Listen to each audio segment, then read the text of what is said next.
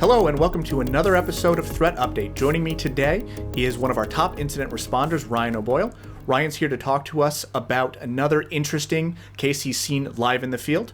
Ryan, please introduce yourself and let's get going. Thanks, Kilian, and hey everybody. This is Ryan from the Incident Response and Security Architecture teams here at Varonis, and we're still seeing a pretty large increase around the phishing campaigns out there, and a lot of these are resulting ultimately in ransomware attacks. So we actually just wrapped one up the other week where it was a true positive. Ransomware had been initiated. Luckily, we were able to stop it pretty quickly. But we came in and started looking at the activity, and then we were able to get down to root cause, and hopefully, it was a matter of a couple of minutes we figured that out. That's really cool, Ryan.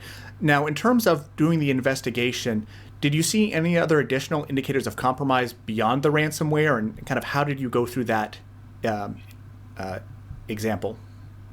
Once we felt like we were in containment mode and we had a pretty good handle on the situation, the question arose of, well, who was patient zero? How did this start? So we traced those steps back and were able to identify that pretty quickly to be actually the service account. And interestingly enough, in following back that account's activity over the previous 72 hours, we saw some really interesting and suspicious activity.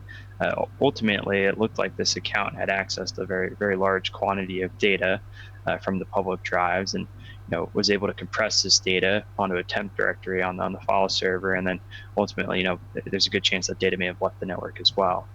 So it was definitely interesting to start to trace that activity back and then use the file level audit trail to identify that this was more than just a ransomware scenario, and this is something that we're seeing a little bit more commonly out in the field.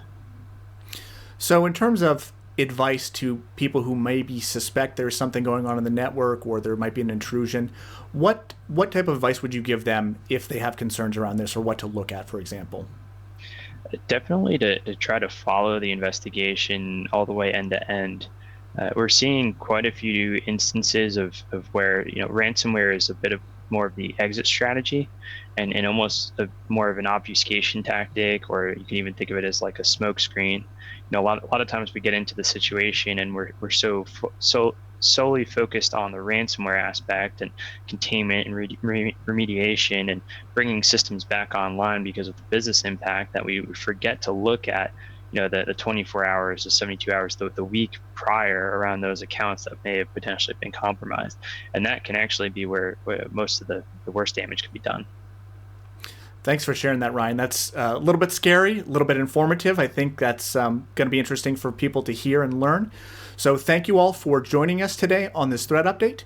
If you'd like to learn more, please stop by Varonis.com, or if you're a customer, you can even potentially schedule a call with Ryan himself to dig in if you have an investigation. Thanks again for joining us. Thanks, Ryan, for being on again. Take care, everybody.